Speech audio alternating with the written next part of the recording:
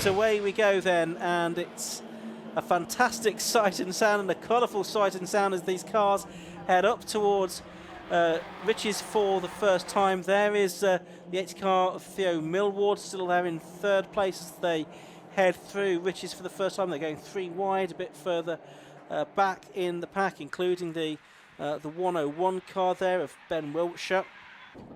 They turn their way through the hairpin for the first time, is trying to sort themselves out.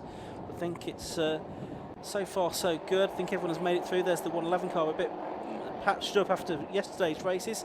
That's Antonio Almeida Souza, who was in the wars yesterday. They stream out of Palmer now and down towards Agostini and into the hairpin they go. It is Matthew Highcock leading then, number 555 from 87, Louis Woodward in second, Matt Priestwood in third, Theo Millward in fourth position. So they have changed around for third and fourth, but the two leaders are in the same order as they were, and there's one just going out into the race now from the pit lane. That's the number 57 car of Toby Partridge. Yeah, he came into the pits after the green flag lap, so obviously realised an issue which seemingly is sorted now, but sort of half a lap or so behind the pack, which sees some battles there for Richard Lakey and Sandro Ballesteros initially out onto the bendy straight. Yeah, they're side by side, and they're running sort of in the second half of the top 10 or so. But it is then the double winner this year that leads Matthew Highcock, who won the most recent race at Croft and won at Silverstone too. Louis Woodward, who's been on the podium in all the races, I think, and that is a problem. Well, you think it is, assuming that was attached to the car at the beginning of the race, which it probably was. A wheel up against the barriers somewhere. Not quite sure where that is off the top of my head. But hopefully that didn't cause too many dramas for people. So we're coming towards the end of the first lap of the race. The cars streaming through Murray's and out towards us on the start and finish straight. Again, we'll try and work out who that wheel might have parted company with, but it's Matthew Highcock leading, Louis Woodward second, Matt Priestwood third, Theo Millward fourth. We'll get back to fifth place. That's number 48, Daniel Scott. Peter Keane is sixth, Alan Caulfield is seventh, Freddie Tatum is eighth, Sandro Ballesteros is ninth, and Richard Lakey is in 10th place. Cars still streaming across the line, 40 or so of them, and only now the back markers come through. There the leaders come out of the Wilson hairpin, so with Matthew Highcock leading the way, Louis Woodward second, Matt Priestwood third, and Theo Millward fourth. Those four have broken away in this early stage of the race. Now Toby Partridge is the only one who's not completed the lap according to the timing screens. Well, that is 41 cars. I mean, he's still to come through, I think, Toby Partridge, yeah. So who's lost the wheel? Well, I don't know. Unless there's a three-wheeled car going around. The Toby Partridge car, that was an engine light that came on. They changed the coil pack on that car. Presumably it was attached to a car, the wheel. Well, yes, it's a bit of a 247 James Allen, we understand, is the car that wheel belonged to. So was that on the green flag lap, possibly? Because that car, I don't think, took the start. So we have the cars heading their way around the... Right, there's a green flag waving in the background at post 5. Just trying to work out what that is. From the hairpin, maybe. Potentially, all coming out of there. Is there a car that was stopped, perhaps? Yeah, just getting going now. You see out of the commentary box window. A white car. Now there's the car without a wheel in the pit. So I think that must be on the green flag lap for James Allen. And very little effort is going on to get the car back into the race. So it's damaged the left side of the car, I think, isn't it? A big crinkle in the bodywork. And some more damage as well, perhaps. So I didn't quite work out exactly where that had happened, but presumably not too far away from from an entrance point to the paddock anyway. So that's a great shame. That was a car that's been driven solo, James Allen, the driver from Pontefract. Presumably it didn't lose a wheel going onto the grid before the green flag lap. I wouldn't have thought so. Because he obviously didn't make the start. No. Obviously losing the wheel early on suggests it wasn't perhaps done up as it should have been. Or a failure straight away. Anyway, that car's not in the race. The rest are, 41 of them. And there is a battle for 7th position on the circuit between Alan Caulfield back out there. He missed Croft, I think. And he has a battle with Freddie Tatham, who is just behind in 89 for the Snetterton and Caulfield crew. They've had a 4th this year. For Freddie Tatham, he has had a podium earlier on in the season, which was a 3rd last time out at Cross. So he's one of those drivers with success penalties in this race. The penalties that come to the first pit stop here. Yes, that's right. Old one out over the dirt. Liam Brezic's, that is, isn't it? The blue and orange car. Just looking at how the number 5 displays on the Alpha Live timing tower, I think Alan Caulfield should team up with David Coulthard in a future round, and then there'd be AC/DC. Anyway, 6.5 minutes have gone in this race, and we're watching the 221 car go through there. Andy Bicknell started that. Maximus Bicknell will take over for the second half of the race. There's the 50 car of Liam Brezic's as well.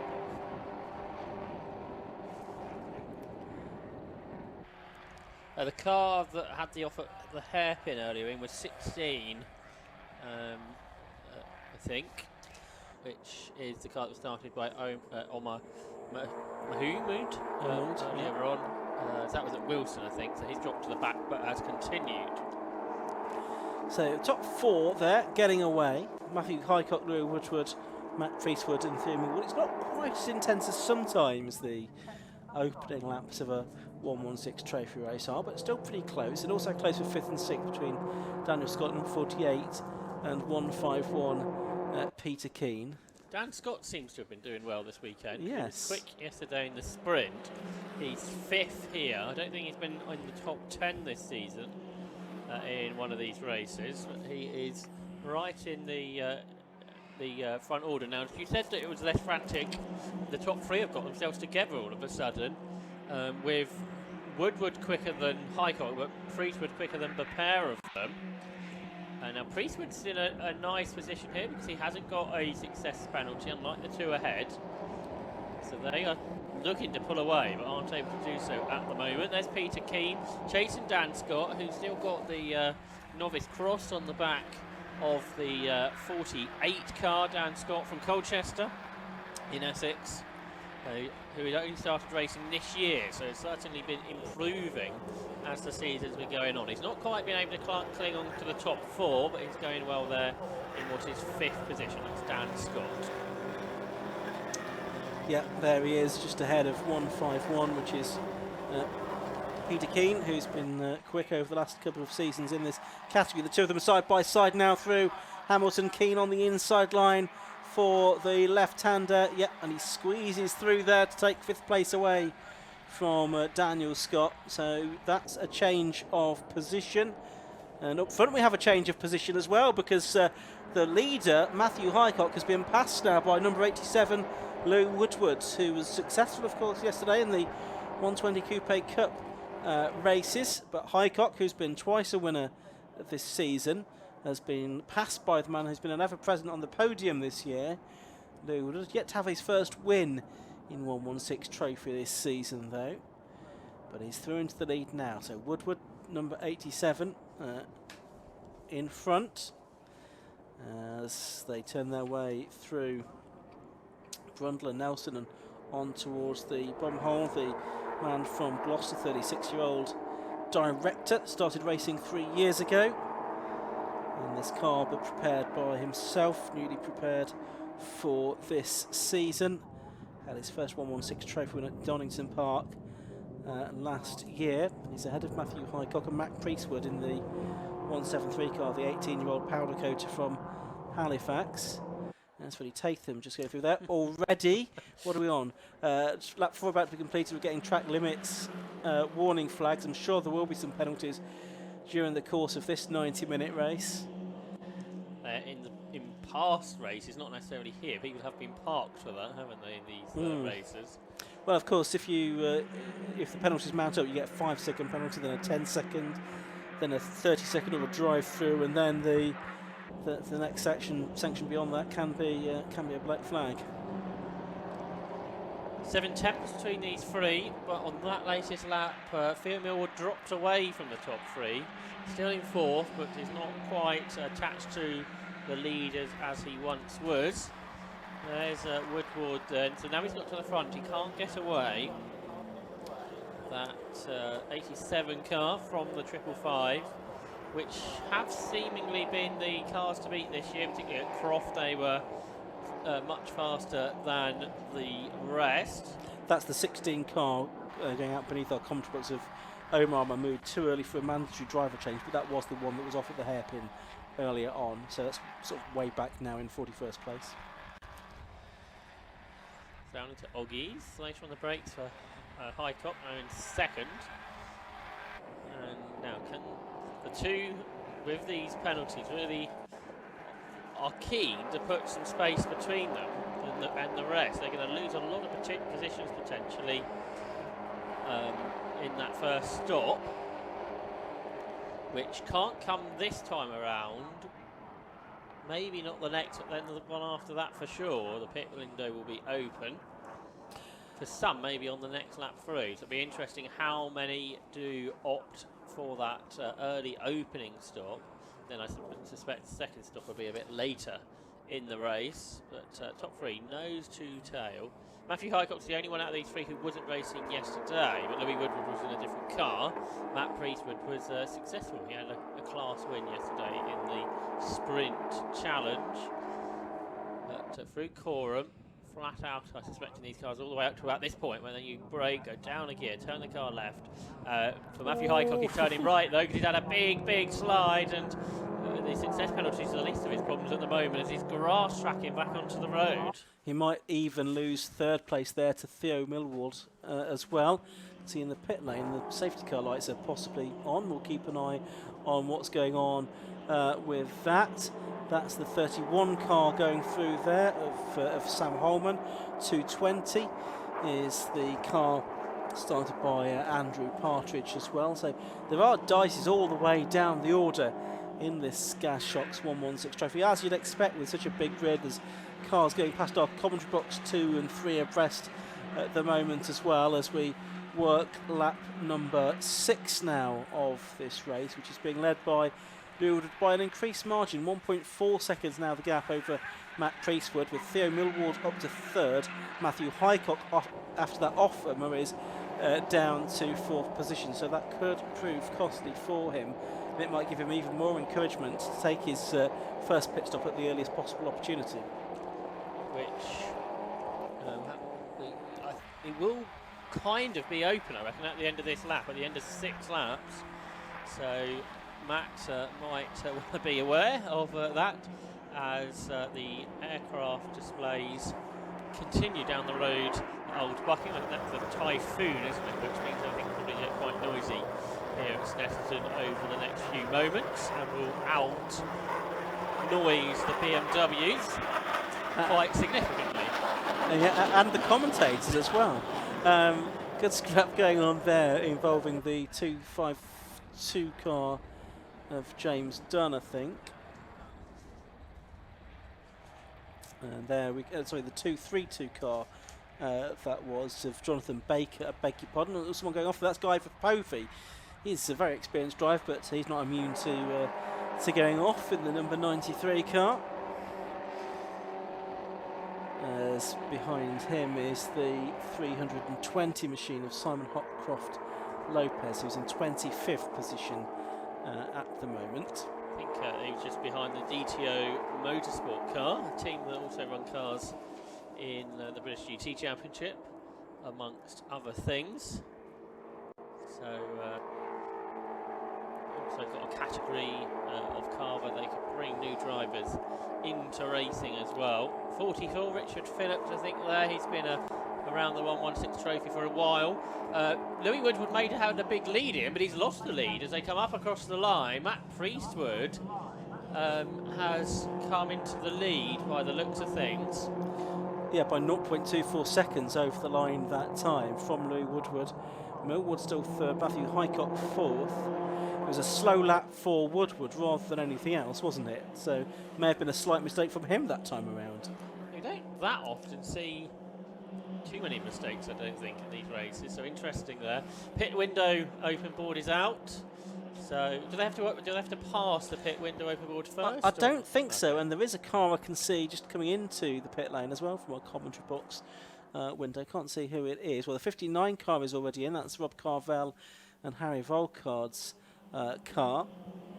Yeah, so I think they think that this is probably the best time to make your first stop, which I would agree with. It's quite possible that there may be no safety car at all in this. Snetterton is a circuit that you can get away with it a bit more than others, but we shall see if that remains the case. That's what we want, really, because that gives us a fair representation of how a 90-minute race should go. But as a race strategist down there in the pit lane, you've got to be aware of what may come. Also in the pits, 320, Simon Hopcroft Lopez with BMW M kind of livery on that car. And you see that the drivers have to go in at a 45-degree angle and then be pushed back out into the pit lane to help to ease the potential congestion in this relatively small pit lane. So there's the leader, Matthew Highcock. He won one of the races yesterday, as did the car in third place, driven as it was then by number 80, Theo Millward. He was very excited to have his first victory in a 116, or in any racing in fact. And between them at the moment is Louis Woodward. So we've had three different leaders so far. How many of these four are going to peel in on this lap as they come out of the final bend? Is the answer 0? Or well, it's one of them, and it's Priestwood that's gone in first. Matt Priestwood has gone in from the lead of the race, so Louis Woodward is back out in front now from Theo Millward in second. Matthew Highcock is third. Peter Keane, number 151, will be up to fourth place. Daniel Scott fifth, and that's the 52 car of Gary Dalton, perhaps just struggling a little bit. It was passed by Christopher Godden there. broken front right corner on that car, Ian, I think. Or was it front left corner? Yeah, the wheel, I can't remember now. One of the wheels was not pointed in the direction that it should have been. And that, of course, is a rather significant issue. So that car before the pits, and then to see if it can recover. A few more cars did pit as well, I think, a bit further down the order, including, I think, Alan Caulfield and Richard Lakey, a couple of the drivers a bit further up the order into the pit lane, amongst others. So they flow through. This is the battle a bit further back. Even if you are further back, perhaps less experienced, you have a lot of drivers to race against. Number 82 there, Paul Blakesley, turning his way through Ritchie's corner, the driver from Tiptree in Essex. Famed for making jam, Tiptree. He's been racing for a few seasons now. He's raced Porsches before, but now won the 116 trophy in this car that he shares with James Cannon, that's prepared by TH Racing. 78 was a bit sideways in all of that. That was James Paul, who is from Epping, also from Essex. So there's going to be a lot of drivers from Essex in this battle. And he's in the 4040, the former 4040 racing car that now he prepares himself, the company director. Matt Priestwood's back out into the race, so too is the number 5 car of Alan Caulfield and Anthony Seddon. Liam Brazitz has had a moment in a car that's a bit beaten up after yesterday, number 50, but he'll get back out into the race. So 5 and treble 5 have already pitted, and there's a few more going back out into the race. 47 and 10 I can see.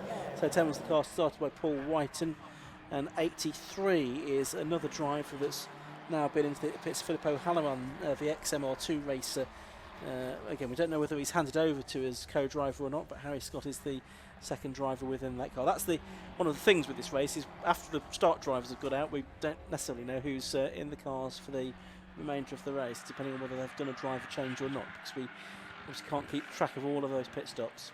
It's the leader in.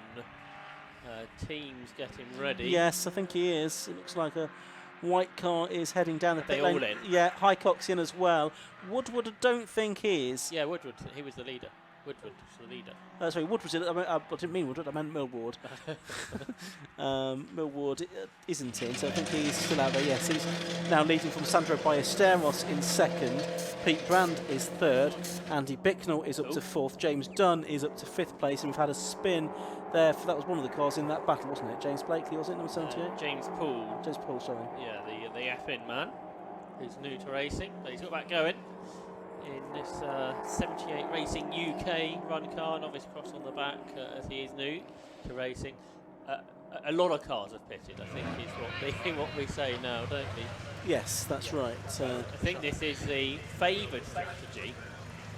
There's Dan Scott, who was going well, he's in. So actually only 8 cars have come through, not into the pits at this stage. Yeah, still quite a few cars still to come through to complete their laps, though. And that group over a minute behind. Yeah. So on the previous lap, Priestwood pitted, so is he going to get out, or is he going to come, well, he should come through ahead of the other two, because they've got longer stops, haven't they? Yeah, you would think so. Now here's Peter Keane coming out, so where's Priestwood? He's not through yet. Here he is now. He is, yes. So Priestwood's going to still be ahead of Keane. As you can see there, Keane out of the pits, Priestwood ahead. So that's our leading stopper, 173. Mac Priestwood, the teenager from West Yorkshire, who's competed off-road motorsports before now. But he's quick on the circuits, already proved, and he leads our pit stoppers from Peter Keane in 151. But there's Matt Priestwood then, 173, novice cross on the back. He is in something like 14th overall, so therefore probably about 2/3 of the field have pitted in early on. Yeah, I would say so. 555 is back out into the race. Well, Matthew Highcock after serving that 30-second penalty. He lost about 10 seconds to the Louis Woodward Andrew Haddon car, which only had 20 seconds to serve there. And there's the 173 car, so leading stop, as you say, Matt Priestwood. So what we now really need to see is where the Theo Millward and Chris Bayliss car, Millward at the wheel early on, when he pits and how he filters in. So how many positions back is Woodward? 6, and then another 6 to Highcock. So they've got a lot of progress to make. At Croft, it felt like they made those inroads pretty early in the race, but that's not the case today, I don't think. So they've got a lot of work to do. Yeah. And that's now Theo Millward that's staying in the car by the looks of it. So Theo Millward and Chris Baylor, so he's just gone in, so he stopped a lap late, so Sandro Ballesteros has now taken over the lead of the race from Andy Bicknell in second. Then it's the 232 car up into third position now of Jonathan Baker and Charles Smith. Guy Povey is fourth and Liam Prezitz is in fifth position. Those are the only drivers to have come through so far at the end of lap 9. But as we say, it did look like Theo Millward staying in that car, and he'll be certainly one to watch. He should be, you'd think, after that stop reasonably close to Matt Priestwood. Yeah, I wonder, because we've had quite a lot of early stops, if we may then also see some early second stops as well, if you can stay on the lead lap. That is the important thing. Track limit penalties have begun. Not a third of the way into the race. That is going to the 221 car of Andy Bicknell, 5 seconds. He starts with, how many more is he going to get? Yeah, that's a shared car with Maximus Bicknell as well. So that's the 59 car of Rob Carval. That was one of the very earliest stoppers, and that car is in 24th position. I missed. Oh, that's Antonio Almeida Souza spinning and keeps it out of the barriers. He's had enough damage for one weekend already. Doesn't want any more. So across the line, Millwood was 5 seconds ahead of Priestwood, but obviously he had to get back up to speed. So we need to see if we can pick out 173 and 80 to find out who's in what order at this stage. And I missed that one going out to the pits. Quite quick pit stops here, so it sort of happens quite quickly. So this is on the road, is the battle for 6th position between the number 82 car. Paul Blakesley, isn't it? Yeah, Paul Blakesley versus Paul Offord. So if we can look back about 20 seconds, we find out who our leader, or in reality is really, after the pit stops. It's Theo Millward. I could see out the commentary box window that he is ahead just of Matt Priestwood. They are turning their way onto the Bentley Straight now, so I can see that it is Theo Millward that has stolen the march there on Matt Priestwood. There we go. The 16 car, which is at least a couple of laps down, I think, also involved. But there's Priestwood. I think you were fine. Yeah, just ahead with the sort of yellow headlamp covers. Theo Millward just ahead. So urged on by his win yesterday, isn't the lead? Oh, look, Highcock's in for a second stop already. Yep, so he's done both of his stops in the very early stages. Of course, he's got the luxury of doing that, being a single driver. He is a lap down on the leader, so that is potentially crucial. He's a lap down on the top 4, so he needs the top 4 to pit before if a potential safety car comes out. Hopefully, we won't get one, like I say. This is the car that had the broken steering arm. 52. The Gary Dalton car, who is from Norfolk. He is from Durham, and he's new to racing after competing in karts previously for the IT director. Yeah, sharing that car with Richard Marsh as well this weekend. So our leading stopper is now 6th across the line. There is Millwood and Priestwood behind. Then we look back to there, 151 Peter Keane is up next. Then it's Alan Caulfield.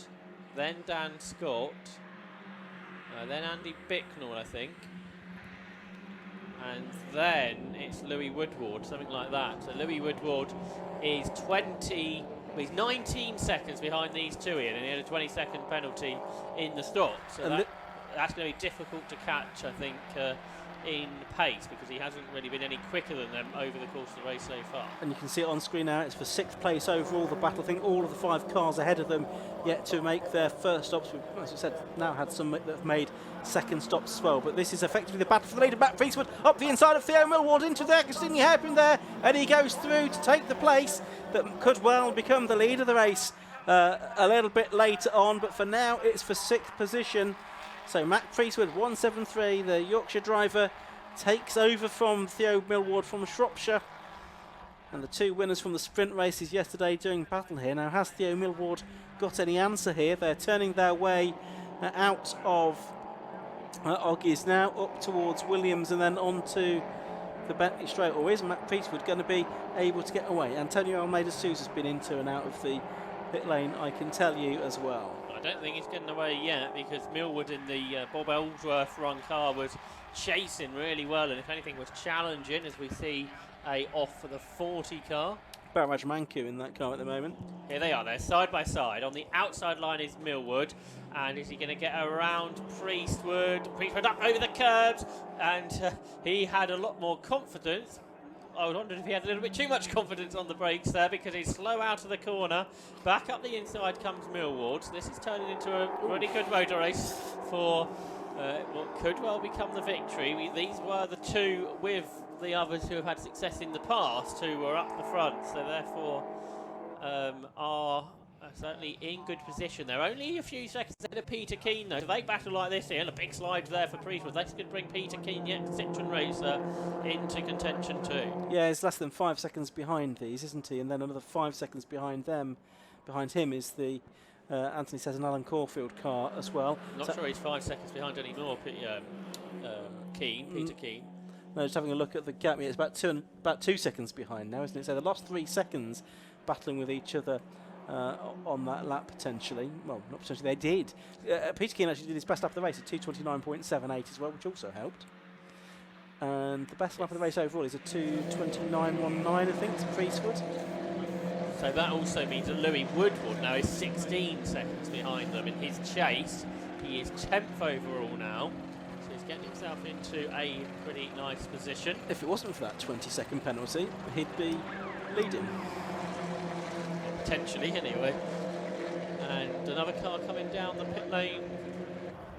Teams getting ready. That's Toby Partridge, who had those problems earlier on. The driver who has assistance from touring car legend Steve Soper again this weekend. But for this battle for what is now 5th position on the road, Theo Millward versus Mac Priestwood, a battle that was pretty interesting on the last lap. Priestwood got through, I think, at the hairpin at Agostini. He hasn't done that this time.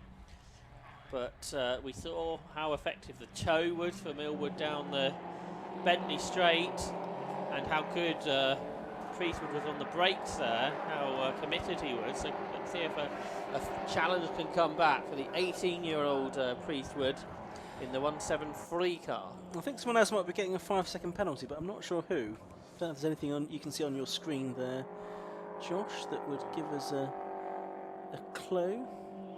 No, yes, it sometimes takes a few moments, doesn't it? It does, so we'll keep an eye on that, but it looks like the penalty board is going out to somebody else now. A car with a two-digit number this time, I think. Which narrows it down a little bit. It could be Theo Millward, who knows? He's in the 80 car that's in the lead. Well, not the lead of the race, but likely to be once stops have been made. There's probably more two-digit numbers than any other yes. type of number, isn't there? Yes, that's a fair point. At least 2/3 of the grid, I'd think.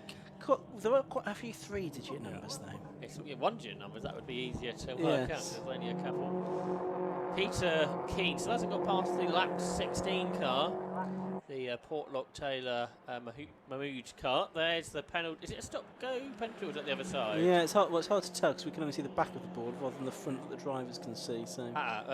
Ballesteros has pitted, so that means more people will be brought onto the lead lap.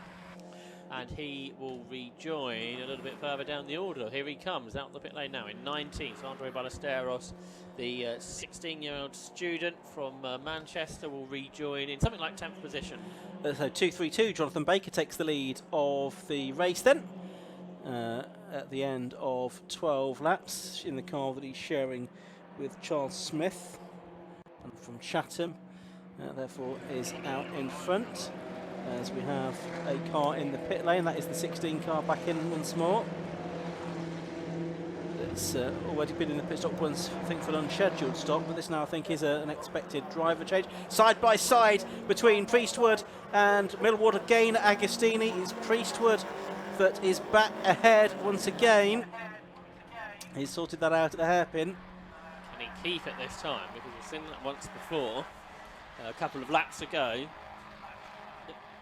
It's turning into a pretty interesting race, and maybe because everyone pitted early, almost everybody significantly, I guess, it's making it a little bit less confusing than sometimes too.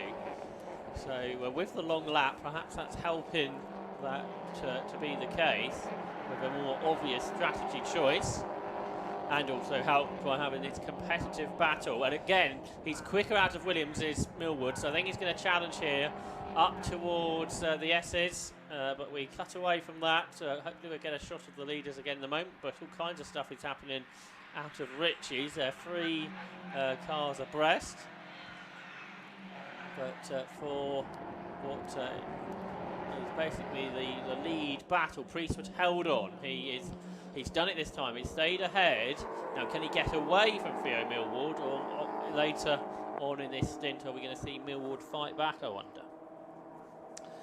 Yeah, well, there's still a long way to go. 56 minutes of this race left. These drivers have both got another stop to make during the course of the year. I think there are some spots of rain now falling as well. We've just spotted one on our commentary box window as well. It's not very much to worry about just at this stage, though. There's that wheel that we lost earlier on from the 247 car. Still any sign of that penalty having appeared on our screen? No. I wonder if it was a stop-go. Nothing on your message? No, board. Nothing I've seen. And now black flag is being prepared. Oh, 31 it was, getting the stop-go penalty, which is... Sam Holman. Okay, we've seen him on camera relatively recently. He was 26th. now getting the black flag as well to reinforce that message. Peter Keane is almost with that battle now between Millwood and Priestwood, I think. Well, there are the two cars. Is Peter Keane anywhere close by? Let's just have a look to see. Yeah, there he is, Peter Keane in the black car, number 151, just in behind them as well now. So the three of them you can see together along the straight, past the restaurant, towards the left-hand hairpin at Agostini. So it's effectively a three-way fight for what will become the lead.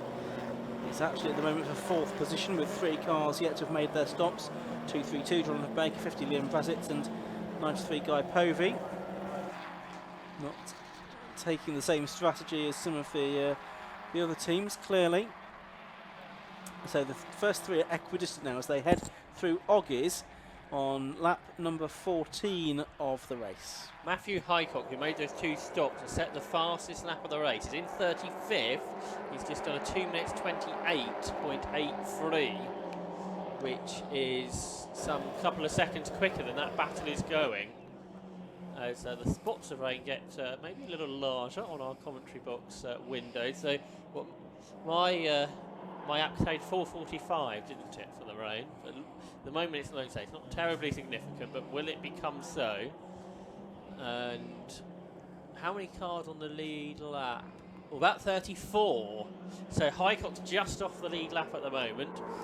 And there's Christopher Godden waving through the Theo Millward car, and also I think Peter Keane is going to get through as well. That's a car that's usually much closer to the front of the pace, but whether it's been Jack or Christopher in the car this weekend, it's been off the pace a bit, I'm afraid, that one. I think it had engine issues yesterday, so the fact that it's not running as it should be.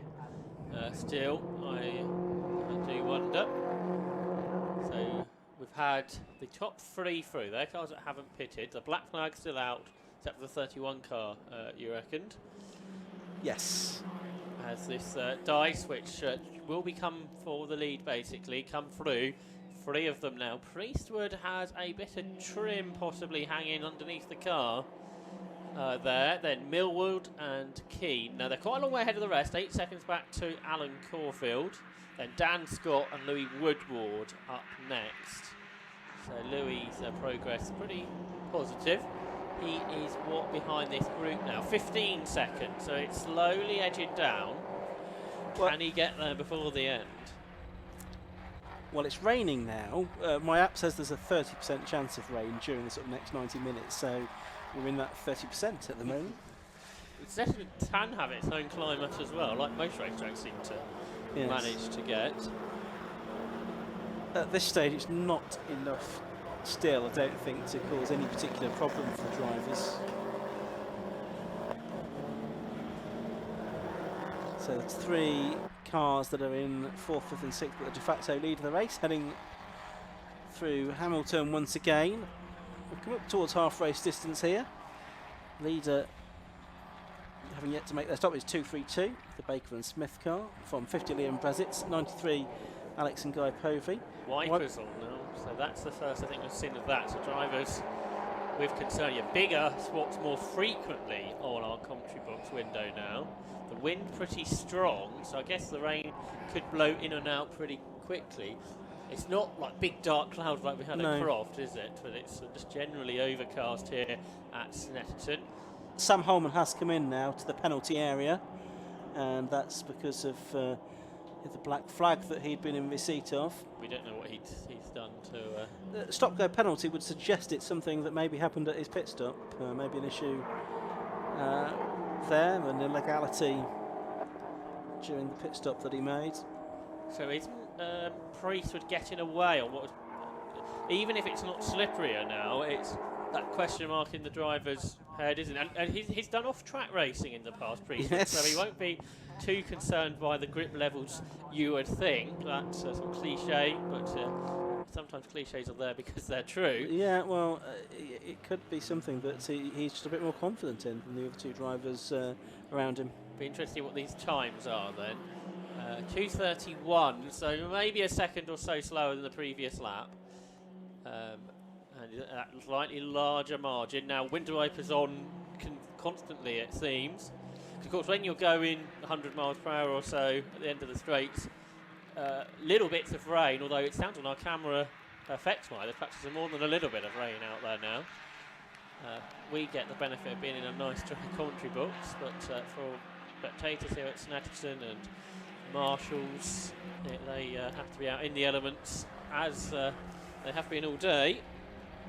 You may not think it's the end of July here in the UK, but it's sort of the month we've been having while the rest of Europe is in heat wave. No heat concerns here. So how's... we've got more track limit penalties for Andy Bicknell. We mentioned that. He's up to 15 now. So Andy Bicknell continues to get in trouble, and one off. So that's the first car off in these conditions. That's the 40 car, which was started by Barraj Manku, but it might well be one of his co-drivers now, Harminder Sond or Lucas Pichert. There's a lot more rain now, so that rain perhaps it started a bit heavier at that end. But typically that is where the rain comes from here at Snetterton, from the southern end of the circuit. So, yeah, I was going to look at Louis Woodward's times. Has Louis Woodward been in for a second time now? I think so. Has he? Yes, he's 26. So that's the car that goes out now, isn't it? So Andrew Haddon back out is into the race for the first time. And he has rejoined ahead of Matthew Highcock. So he's potentially the first of the double stoppers. Andrew Haddon now at the wheel of the Louis Woodward car, because we are coming up towards half distance, so the double driven cars here, and this would be a sort of the sensible time to change over, I would think. You would think so, yes, all of the things being equal.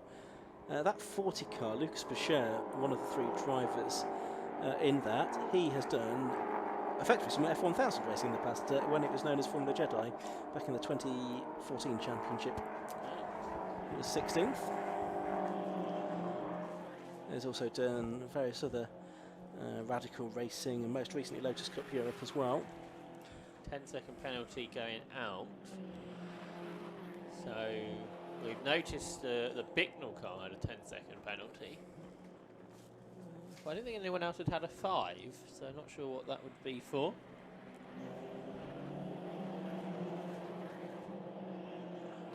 Matt Priestwood now is 1.7 seconds ahead of Theo Millward, and we're into the 32s, so the lap times have gone out slightly. Quickest person on the circuit at the moment is, I think, the Rob Carvel Harry Volkard car, two of the more experienced drivers. There's Matthew Highcock.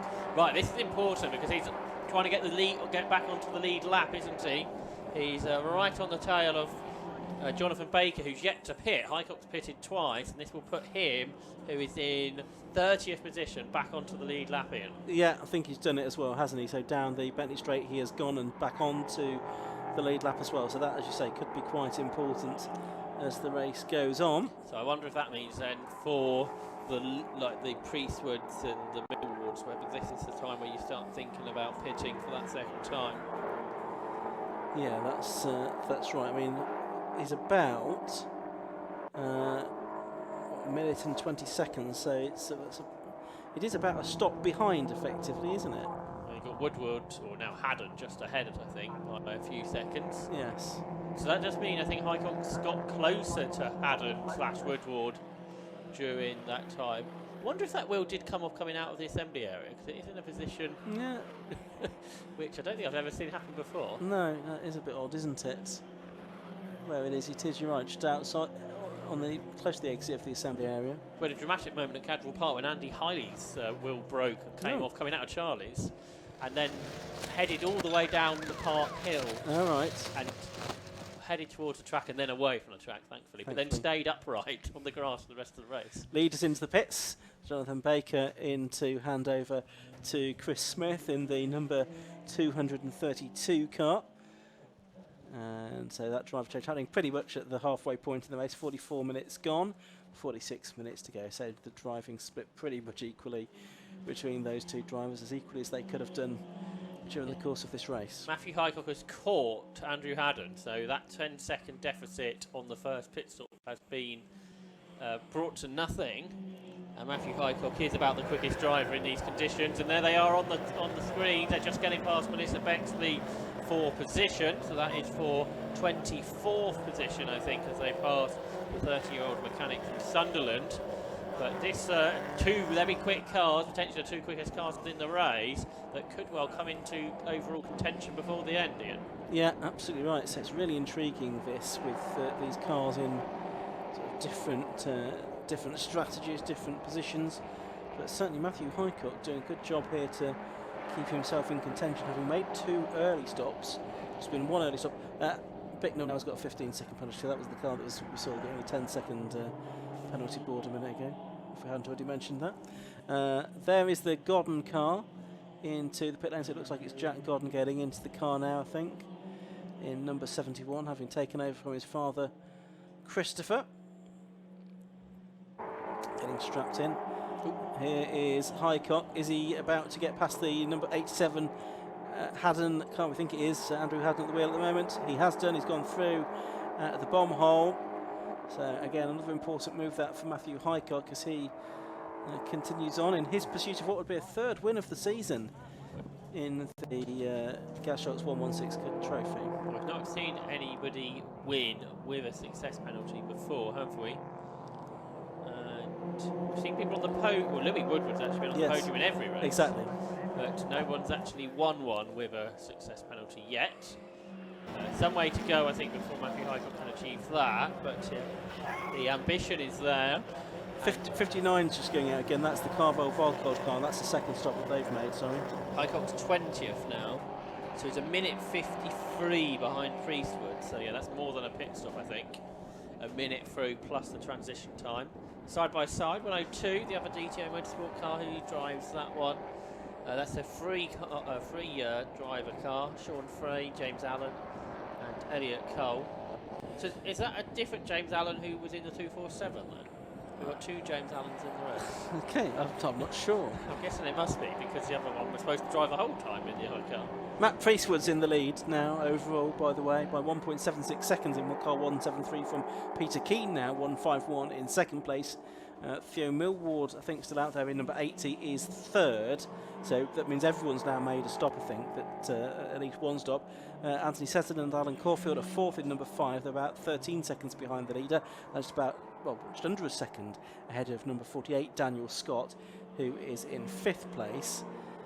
And 6th place is number 19, Sandro Ballesteros, who I think did lead for a while before he made his stop. So that's a pretty good effort to be 6th overall, having made his stop now, just ahead of Pete Brown. So we've got 7 drivers still within 29 seconds of the lead, even after 18 laps and 47 minutes of this race. Yeah, we haven't seen Ballesteros in the top 10 before, I don't think. So potentially a very good result on the cards. Obviously still half the race to go at this stage though. And lap times, that's what I was going to mention. Lap times are now back to what they were before, so dry lap times pretty much. Even with the spots of rain, they're not causing too many issues for the track surface, and drivers are learning about that now and able to lap quickly. Now the leader's in, possibly, because a lot of cars have come through recently, which could suggest that's been the case. No, I think the one a bit further back is in, possibly. Matt Priestwood should be across the line shortly as our race leader. Yeah, 221 Bicknell is in, so that'll probably be a driver change to Max, who I think won one of the sprint races at Brands Hatch a couple of months ago. So, yeah, we've had a car off, it's a 78 again. That's a second off that we've seen for James Paul and Paul Rains. Paul Rains, who shares that car with James. He's from Northamptonshire, also new to racing this year. And they've got back going, but running a bit further down the order now in 31st. As the leader goes through then to start lap 20. There he is, Priestwood He's now 1.4 seconds ahead. The gap coming back down. Peter Keane in second. Theo Millward third. So here the leaders are out of Ritchie's. About to put a lap on the Connor Anderson and Reece Jones car. Connor Anderson from Kent. He started racing last season. About to go a lap down to the driver with the novice cross still on the back. Matt Priestwood leading the way, Ian. Yep, he is, and we've got 40 minutes of this race to go now. It's far from over though, because there are pit stops to be made, and although they're a standard 60 seconds, there is scope, of course, to be faster on the in or the out lap. So the gaps as they are, it's entirely possible that the pit stops could decide this race still. The other thing that could decide is track limit penalties. Louis Woodward / Andrew Haddon now got 5 seconds. That is a significant runner, we think, into the final parts of the race. A 5-second time penalty. Yeah, that car running 17th overall at the moment. Matthew Highcock winning 16th, just ahead, having made 2 stops. That was the car that had quite a lot of track limits in quali too, was it not? I believe it was certainly one of them. So there's 80, Theo Millward in 3rd position, chasing after Peter Keane. Anthony Sezin and Alan Caulfield 4th, Sandro Ballesteros 5th, Pete Brand in 6th position. Dan Scott's been in, he was one of the front runners. Yes.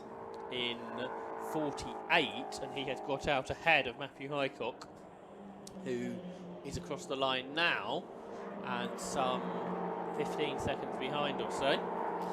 Yeah, of course Highcock had that extra 30 seconds to serve at his first stop, didn't he? So sort of was effectively sort of benefited from that. Well, at one stage Woodward was only 15 seconds behind Priestwood, who is now behind Highcock, and then Dan Scott is 15 seconds up the road. So could Dan Scott be in a somewhat favourable position? Could be a useful position. Yeah, because Highcock minute 52 behind the leader, Scott a minute 36 behind the leader. Just need to say exactly how long it is into and out of the pit stop. Matt Priestwood just getting past the commentary box, putting a lap on, I think, the number 47 car there, which is the Connor Anderson Reece Jones driver for Kent Giro. Lead gap 1.6 seconds. Window wipers off now. I think we've still got spots of rain, but they're not affecting the grip levels at this stage.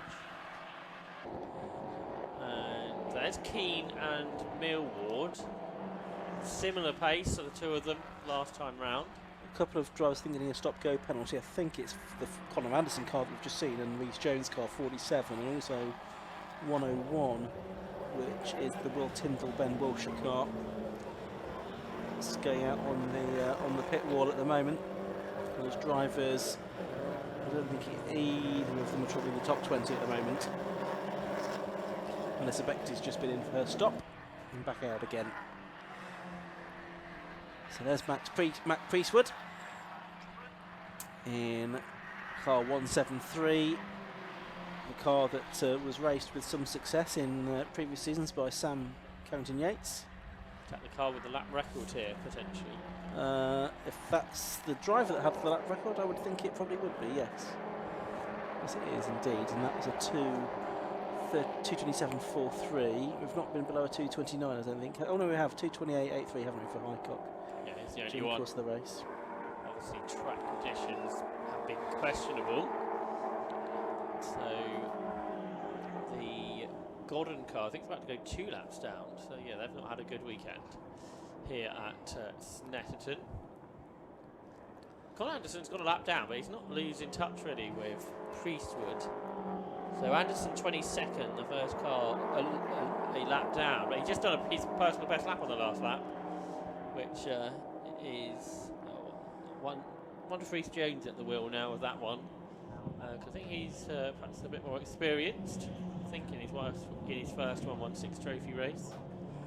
But he's able to go with the leaders pretty much now. Well, that's the car that's due in for stop-go. There's a lot more rain this lap. There is. So there'll be an interesting run up towards Ritchie's. It's not, again, heavy, but it's more than what we have seen so far. And the lead gap's down to 1.2 seconds. But there is a lapped car between first and second. And now there's 2 lapped cars between them because the Godden car has gone between the leader and the chaser. Oh, and now Jack Gordon, now it is, just gets well out of the way, doesn't he? He allowed through the faster machines this weekend. Yeah, normally he'd be there right at the sharp end, wouldn't he, Jack Gordon? With the pace that he shows, but clearly some car troubles this weekend that are hampering him and his father. It's a great shame. Hopefully they'll be back on form for Silverstone in a few weeks' time. Penultimate race of the season for the 116 trophy. Yeah, car coming into the penalty box now is the 101 car. That's the Wilshire and Tyndall car. And 44 has come in, and I think Toby Partridge has come as well for their second stops. 44 being Richard Phillips, who's 7th coming into this, coming into the pit stops. So now Peter Keane is tucked up behind the slower, well, potentially slower car of Rhys Jones. Now, interesting, we haven't had these second stops for many others, have we? Pete Brand possibly in on this lap. He was near the front. Yes, it looks like he's dropping down the time screen, so either it's a problem for him or he has headed into the pits. Yes, that's Pete Brand just going back out into the race, number 86. So Dan Scott is our first 2-stopper. He's 9 seconds ahead of Matthew Highcock, then Andrew Haddon, then Pete Brand. So he comes out as the 4th car to have pitted. The car in 9th place is the first car to have completed the pit stop. So now Daniel Scott, who was a minute and about 36 behind the overall leader, is now a minute 44. And not got the pace in these conditions, and quickly being caught by Matthew Highcock by over a second a lap. Yeah, that's right. So Highcock probably will, in the next few laps, get the better of Daniel Scott. Priestwood through. Lap times haven't really been, well, maybe a little bit, but not terribly affected by that extra bit of moisture. 2.7 seconds a gap, a better lap for Priestwood over Keane. Another car into our penalty books, I think. Yeah, that's the 47 car now, the Conor Anderson Rhys Jones car. And Ian Thompson Clark, of course, can see down there as well, just explaining the situation, timing the stop part of the stop go. And they're getting a black and white driving standards flag as well in the pit lane. So salt being rubbed into the wound there. That car goes now back out into the race. Bit further back than it was. Yeah, 32 minutes to go. So that car is out the way now for Peter Keane, because I think he was sort of stuck behind it for a bit. Wonderful start to see some more second stops in the near future. Well, they've got to be done in 15 minutes or so. Yeah, 32 minutes to go, so 17 minutes left before the pit window closes. Somewhat surprised we haven't seen more earlier, particularly. Well, Chris Bayliss is not going to get half the race, is he? Because Theo Millward still at the wheel. Same for Anthony Seddon. He's not been in the car that Alan Caulfield started. But the others are at the real sharp end, are all single-driven cars. The Abraham cars up to 7th. What have they done in terms of their stops? Presumably they've just done one stop. Yeah, they've not had huge amounts of pace today, I don't think. No, but today's a car that's won. It has. Brands, was it? Yeah, came through from 22nd on the grid, so probably has made a bit of progress as the race has gone on. Now there is a change for second because Theo Millward has got back ahead of Peter Keane there. So you mentioned that Peter Keane was perhaps being held up by the 47 car, which had pitted. Well, it's actually lost out now to Theo Millward. They're getting on for 3 seconds behind the race leader now as well, Matt Priestwood. So I wonder if either of them will head for the pits this time.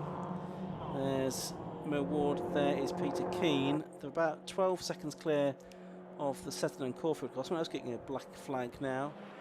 Not sure who that is. The Abraham car's getting a 5-second penalty. We'd already mentioned the Lee Woodward car got a 5-second penalty earlier on. But the Abraham car in 7th now has as well. 3.8 seconds, Priestwood's gap. So it continues to go out. Yes, again, as it's getting wetter, perhaps his advantage is that it stretches a little bit, given his confidence in the car in these conditions, perhaps compared to others. His lap time hardly off a dry time until Millwood's out wide. Peter Keane draws up alongside. This is at the Wilson hairpin. And Keane then makes his way round the outside. Just behind them, but on a different lap, in 18th position, they've got Lewis White and Turner, who's another reasonably quick driver. So we'll see if he's really on a very similar pace to these cars.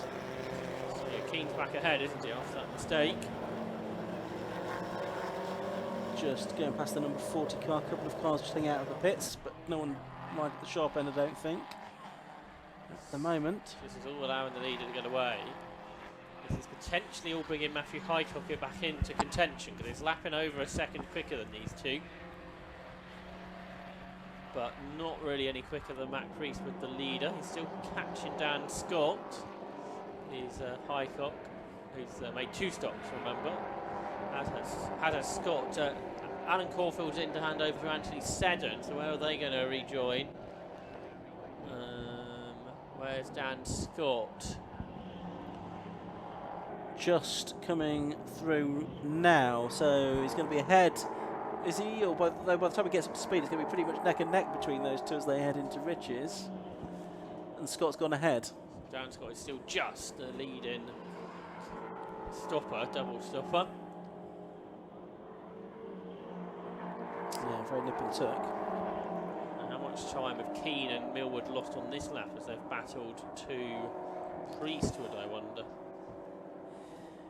Yes, might have been to their advantage to work together a little more to make sure they could try and stay with Priestwood if they could. Who is he coming in this time, Matt Priestwood? I think he is. Coming into the pit lane this time. Yes, he is. The race leader's in. Matt Priestwood's in for his second stop. Did Peter Keane come in too? It looked like he may have done. Yeah, I think so. Yeah, there's a black car heading down the pit lane behind him. So an important stop this to make sure they get it done.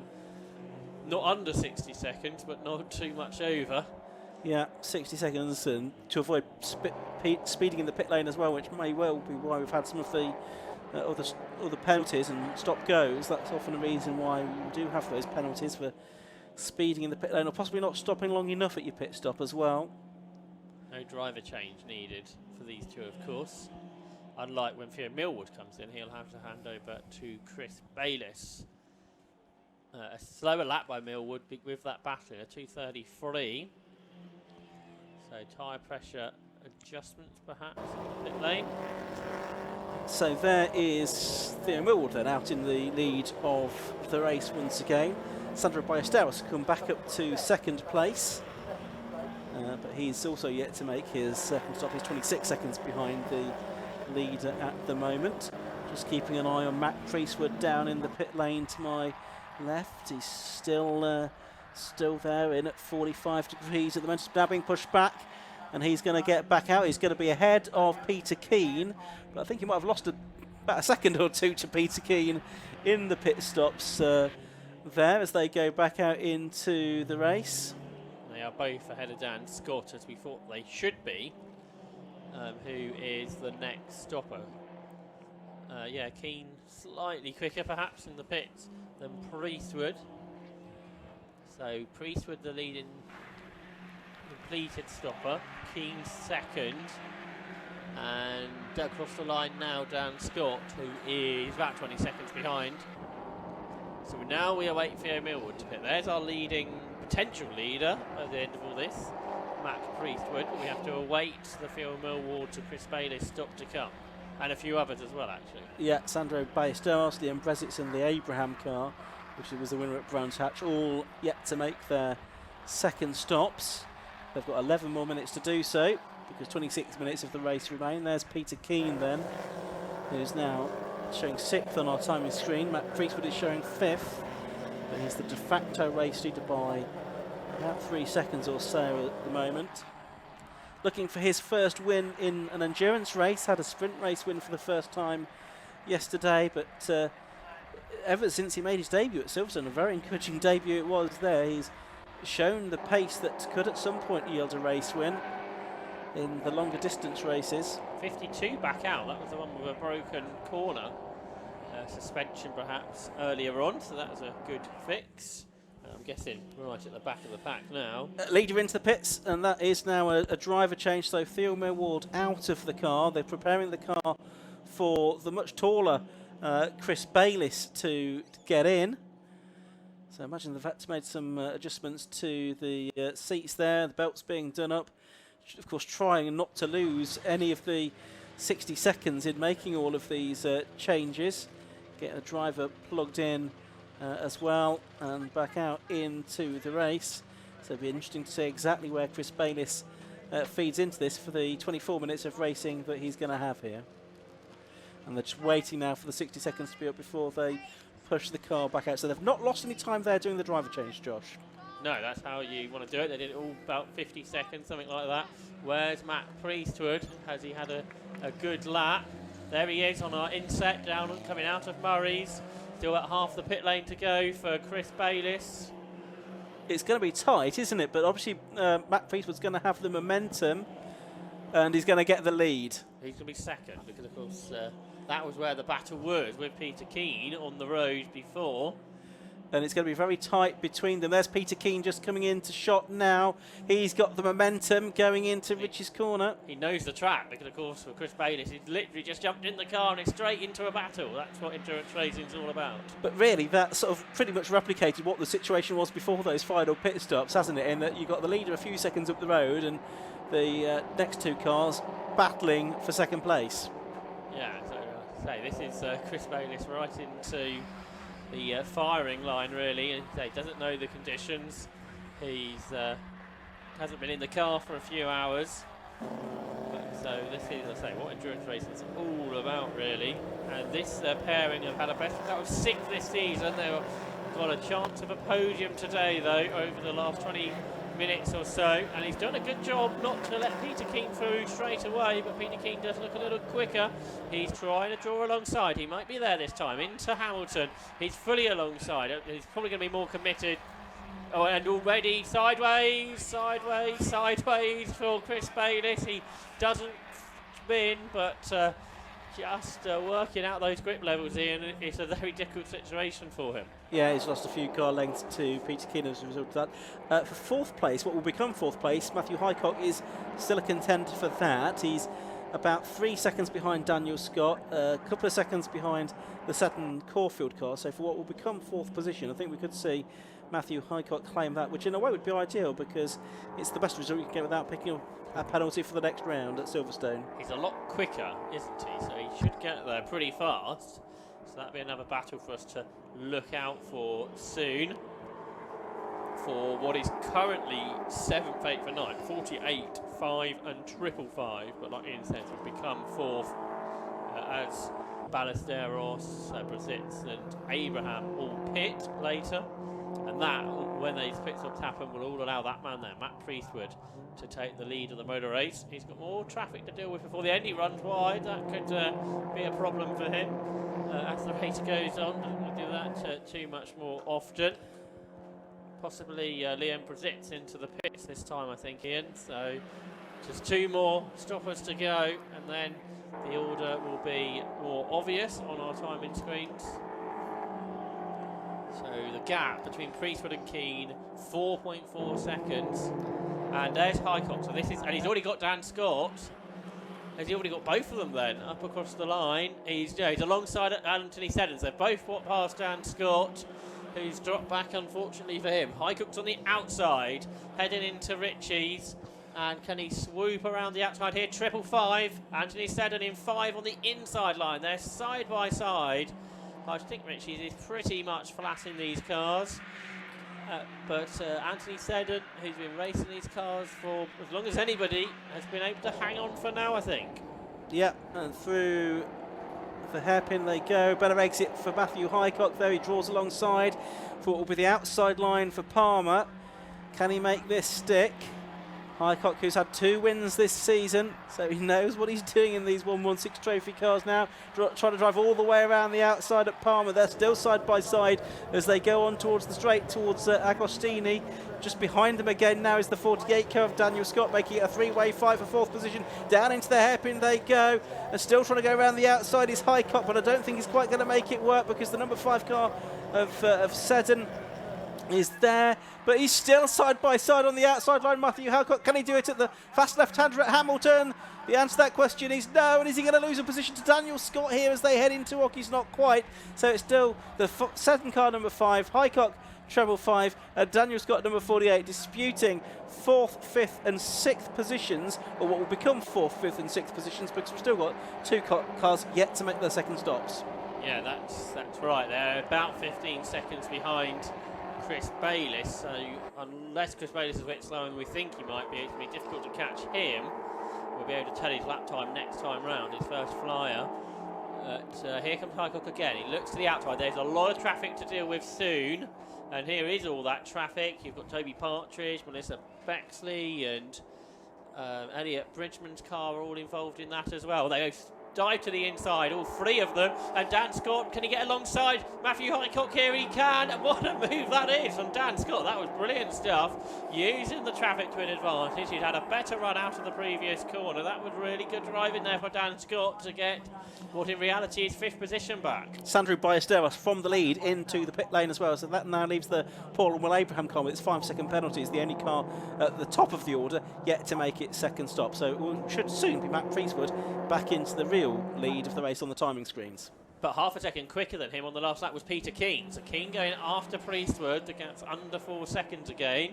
What about this squabble behind? They've got Toby Partridge to lap, and Dan Scott, who's just gained a position, going past Matthew Highcock. He's challenging Anthony Seddon into Richie's corner. So Dan Scott's really come alive in this battle, although he's run a little wide. So that could allow Highcock to come back through. It almost took the other 2 to catch him, Ian, for him to sort of bring his pace back up again. Absolutely right. It spurred him into action, hasn't he? Highcock up the inside into the Wilson hairpin. I think he's just about going to make that work. Yes, he does. So Highcock in the treble 5 car gets back through now to 5th position.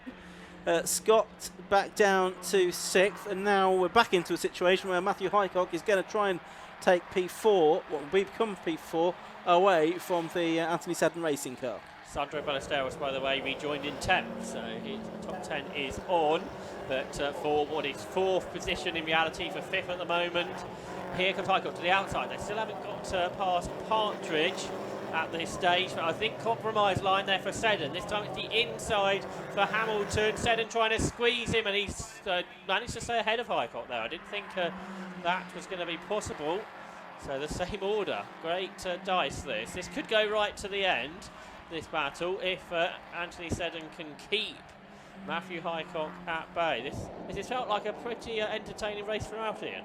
Yeah, it's been really good, hasn't it? 90-minute race, but it's flown by. I mean, there's still 17 minutes to go, of course. Highcock's got a better exit to Williams, and he's been given just about enough room, I think, by Anthony Seddon. But the 2 cars in front of them that they want to lap are side by side, so this is going to be a tricky situation. Now, it has been a really good run for Highcock all the way down the straight. It's a long straight in these cars, and he's alongside Seddon. But where are they going to go? Because these 2 cars of Partridge and of, I think, Neil Fox as well ahead. Anthony Seddon's held on again, but he's got a slower exit, so this could give Highcock the opportunity to do what Dan Scott did to him a lap ago, but not quite.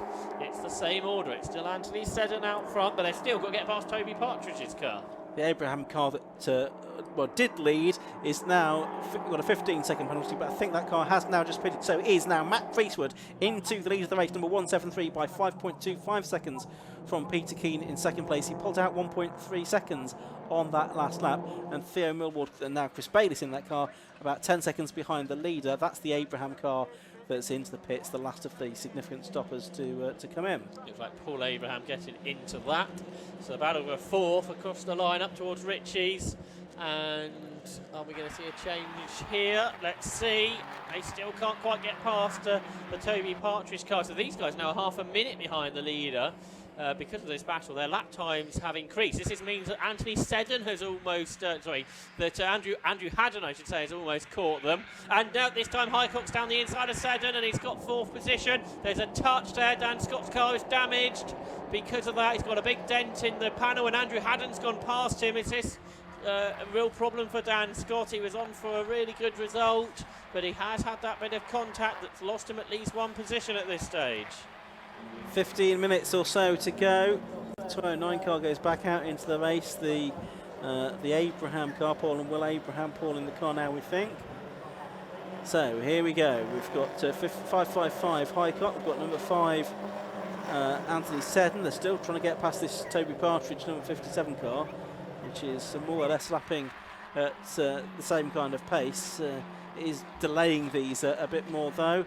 Highcock trying to get up the inside of that back marker now, and he does go through, but he is going to be 20 seconds behind the next car in front, which is going to be Chris Bayliss, and there's only less than 15 minutes to go. Yeah, Chris Bayliss, his pace is fine, so I think that's as far as he's going to get. But like you say, it's a good effort from there.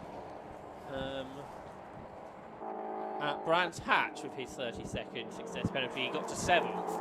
So this has been a better run than that. But Brands Hatch was a bit more confusing because of the shorter layout and the safety car periods. There was at least 1, maybe 2, I think, there.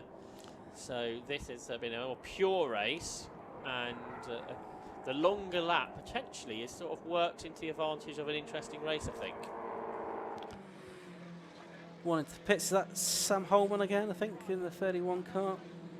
Up on the jacks, potential misfire, I believe, on that car, but may not get it back out into the race now with less than a quarter of an hour to go. Shame that his race seemingly has finished that way. Toby Partridge with ease lets Andrew Haddon through. I think the teammate car maybe made life a little bit more difficult for others. There's all kind of boards going out now, aren't there? There's pit window closed board will be one of them, won't it? Yeah, then the other one's track limits warnings this time, I think. Yeah, I think you're probably right. Cars streaming over the line. I mean, how many of them are not running? I think probably only. I think we've got 39 still running here. So that's pretty good going, isn't it? That's quite a high level of reliability. But I think the Dalton car got back going after they changed the suspension or whatever was needed, steering arm. So yeah, probably, possibly 40 of the 41. We obviously lost the car with the wheel before the race as well. There's 6 cars with track limit penalties in total. The other ones, I think, a bit further down the order. So the only significant one in the top, 15, is Louis Woodward / Andrew Haddon. Yeah, and as things stand, going to cost them 1 place, that penalty, because Daniel Scott only just behind, less than a second behind, so when 5 seconds are added, they'll fall behind. That's the car in 3rd place, Chris Bayliss, just falling away a little bit from the 2 leaders, but not so much that he's likely to be caught by Matthew Highcock in the closing stages. Still about 19 seconds between them and only 12 and a bit minutes to go. He's just pulling out to overtake the 52 car. That was the guy you was talking about, wasn't it? That so it is in the had race. the long stop. Not making life terribly easy for Chris Bayliss to get past. No, and using all of the circuit and some more of it as well. Yeah, definitely doesn't want Chris Bayliss to get through. I think he will just about manage it now on the run to Coram, though.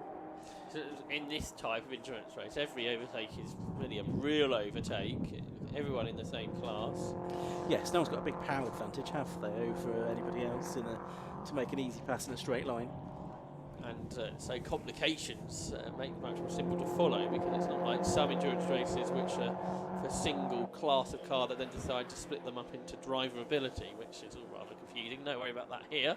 All one class, so the best drivers come out on top. Yeah, it was a 2:34 for Bayliss, so that did hold him back, but he is through now, which should be enough to keep Matthew Highcock at bay, who comes across the line now. There he is. He is 14 seconds behind. He did catch 5 seconds on that lap to Chris Bayliss, but I don't think, as long as Bayliss can pick up his pace, I don't think that's going to be a gap that is catchable. So Matt Priestwood looking good for a win here, had a second place at Brands Hatch. Peter Keegan, I think, heading for his first podium of the year, and so too Chris Bayliss and Theo Millward as well, also heading for their first podium of the year. Peter Keane's had a 4th, but as you say, not a podium. For Millward and Bayliss, their best has been a 6th. And converse, it's going to be the first time that Louis Woodward isn't going to be on the podium this year. He's not only the only person to be the only person to have all 3 podiums, the only person to be in the top 6 in all the races as well. Well, he should continue that run. A penalty, yeah, because Dan Scott's had a slow lap, a long lap for Dan Scott, he's dropped back. He had that contact, didn't he? And he seems to have affected him by some way, perhaps. Hopefully still on for a top 10. Matthew Highcock is almost exactly half a minute behind at the moment, and he had that 30-second penalty to serve, didn't he, at his first pit stop. So if he hadn't had that, it would have been very nip and tuck between him and Matt Priestwood for the win potentially. And that shows exactly the value of the penalty, doesn't it? Really. To try and mix up the results a little bit. Well, it's made his life a lot harder. He's had to overtake a lot of cars, which hopefully has been enjoyable for Matthew. A long old tussle at Croft with Louis Woodward, wasn't it, that he had? But a different type of race this time out.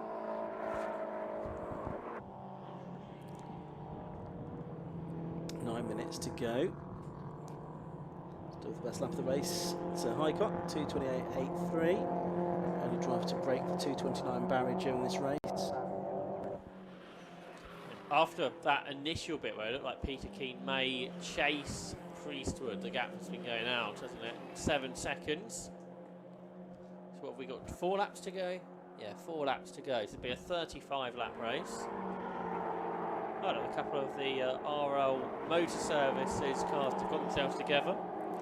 Yeah, and that's just been a change of position actually, I think, because the Richard Lakey, Tommy Farrell car are now ahead of Richard Phillips. The Phillips gone with a 5-second penalty as well. So it was 13th position. Farrell was quite quick yesterday in the sprint races. I think got caught up in an incident or two. There's Bayliss, so he's 11 seconds ahead of Highcock now, who was 3 seconds quicker again. So if that chase continues, Highcock could catch Bayliss on the last lap. But here's Dan Scott, and he's losing more positions, isn't he? Because that's Sandro Ballesteros on one side of him. Is that James Dunn on the other side? It looks like it, yeah. So he's losing a couple of places there. And Melissa Bexley found herself in all of that as well. Probably against her will. And but as a result of that, it's now Sandro Ballesteros that's gone through to 7th, isn't it? And Yeah. James Dunn 8th. Yeah, I think he got past James Dunn on the last lap, so this end of the race for Sandro Ballesteros has been pretty good for the 16-year-old who was involved in an incident yesterday, the ex-junior saloon racer. Pete Brand could get past him as well, couldn't he? Because he was quite strong yesterday as well. He's only just behind in 10th place in that number 86 car, the black car with the sort of purpley pink spoiler. Let's see if Dan Scott's pace comes back up like it did before when he got lost out, or if that damage is affecting him in these final stages. His pace has fallen right away, and Pete Brand's on the inside at Williams, and they are wheel-to-wheel, both drivers with novice crosses on the back. There's quite a big gap behind them, so for Dan Scott that first top 10 finish could still come, but it's not going to be as good as it looked to me at one point. They're side by side behind still for that 9th position. We look at Ballesteros in traffic. The car of Neil Fox about to go a lap down. But for Dan Scott, he's held on. He's still ahead there of Pete Brand. It looked like he may not achieve that at one point, but he is still in front. Certainly is. Or maybe not. No. They turned out of the next corner. Yeah. I think Pete Brand has got through. So that's 3 positions lost for Dan Scott in that single lap. What have we got left? About 6 minutes. So hopefully 3 laps to go. Highcock 8 seconds behind Bayliss, 3 seconds quicker again. So this chase is on. It is just about possible, isn't it, for Highcock to get a podium here? Does he want a podium? Well, it's a 10-second penalty that you get for finishing third at the next round. That's at Silverstone on the international circuit next month.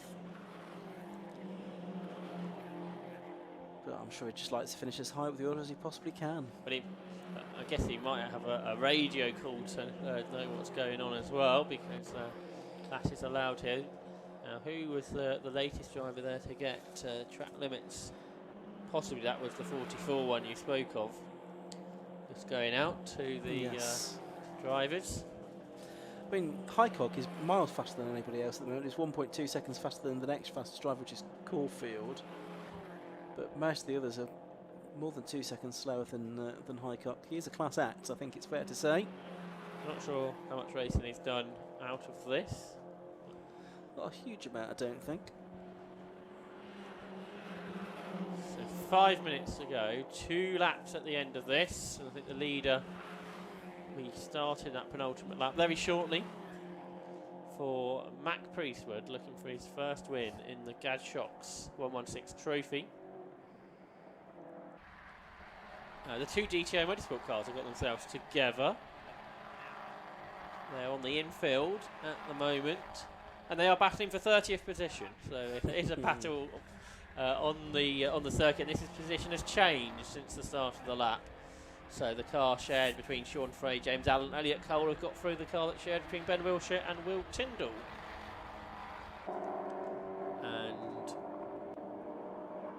And the 52 cars still making life difficult for others, and this is Matthew Highcock this time around the outside, who is trying to get on with things because he's trying to catch Chris Bayliss for 3rd position, and he carries speed. He's off the circuit. Highcock is over the track limits there, over the sensors, so that will be pinged for Highcock. But is he still catching Bayliss? Bayliss is catching Peter Keane, who did a 2:38 on the last lap. That's a problem. He's got a problem, hasn't he? Well, he made a mistake on that lap because that was 9 seconds, or certainly 8 seconds off his best time. So the gap 3.5 between Peter Keane in 151 and this car 80. Bayliss, who is 7 ahead of Highcock, who didn't catch particularly much on that lap. Yeah, 2.5 he made up. He really needed to be carrying making up sort of 3 seconds a lap, didn't he? But instead, the chase on for 2nd. So that Peter Keane should be in front of this car. Is the car well? We're not going to see that just yet, but hopefully in a moment. That's the 111 car of Antonio Almeida Souza. 3 minutes of the race left to go. There's the Highcock car. You just saw the Bayliss car going through. How late is he on the race? Really quite something there. Oh, Keane's off. Well, and I wonder if that's the first time he's been off. Now that will have cost him time at Hamilton. Will he be able to go through? There's the Fly Motorsport car, and there's Highcock right behind it now. So they've got the 83 car in between them. Bayliss is 2nd therefore, must be. Yeah, just up the road. Chris Bayliss is up to 2nd. Yes. It's not a result they thought they were going to get. And now this is the fight for 3rd place. So Highcock may get the podium after all, with a potential issue for the car ahead that's had a couple of Freebird laps. It's just going around the Harry Scott car, as that will now be driven by Filippo Halloran, started the 83 Fly Motorsport car. Oh, and the 2 cars from the teammates have come off, the DTO teammates, 101 and 102, are both off together at Agostini. Don't know what's happened there, but a contrast between them, and now Highcock's gone through. Highcock has gone through to take 3rd place. So he's got into a podium position. Peter Keane has ailed somewhat over the last couple of laps. He had a slow lap the lap before. It looks like another slow lap again. So maybe problems with the car. He was off the road certainly on the run to Hamilton there, wasn't he? And he's off again. Yeah, and now I think he's going to pull off by the looks of it. So that's heartbreak for Peter Keane, who's come very close to you know, a podium position here, and it's not to be for him. 40 cars to the flag is not going to happen now. We've suddenly lost a load after 1 hour and 27 minutes went so well. The final 3 minutes, we've had lost 3 cars by the looks of it. just over the line to go on to the last lap then has gone Matt Priestwood about 20 seconds ago, and now Chris Bayliss has done the same and Matthew Highcock has done likewise, so we're working the 35th and last lap of this race. Parts of bits falling off DTO Motorsport cars as they get into a safe place. There's Priestwood, he leads by 25 seconds over Bayliss, who is less than 4 ahead of Highcock. So can Highcock chase for second? I wonder. Well, it's just about possible, but there's only 3/4 of a lap to go for them. But Priestwood has driven a really good race here. He is going through Hamilton for the final time. Down towards Oggies he goes. The 18-year-old from Halifax, a powder coater. 3-time Polaris SXS racing champion and some karting as well. In the Anthony Centre racing prepared car, the ex-Sam Yates car. Backed by Bramblewood and Co, Spraytech, the Wheel Guru, Appleyard Leisure, PDS Eco, the Vehicle Wrapping Centre and Fibre King. Favourite circuit is Alton Park, but maybe we'll revise that view after this race. A bit like at Croft, the rain intensifies onto the last lap of the race. Yeah, I don't think it's quite going to get to what it was there though, thankfully. Indeed. Out of Nelson goes Matt Priestwood then, 25 seconds to the good, as I say. He turns his way now out of the bottom hole towards Coram Curve, so just the Coram right-hander and the Murray's left-hander to go. He's got his headlamps on, as well he might. What a great drive this has been, a first sprint race victory for him yesterday. And look at this, for second place they're right together. So he has caught him. Highcock's got 4 seconds on this lap. He's not really got many opportunities left. As Matt Priestwood comes up to the line, the checkered flag is made ready, and it's a first victory in the GAZ Shocks 116 trophy for young Matt Priestwood.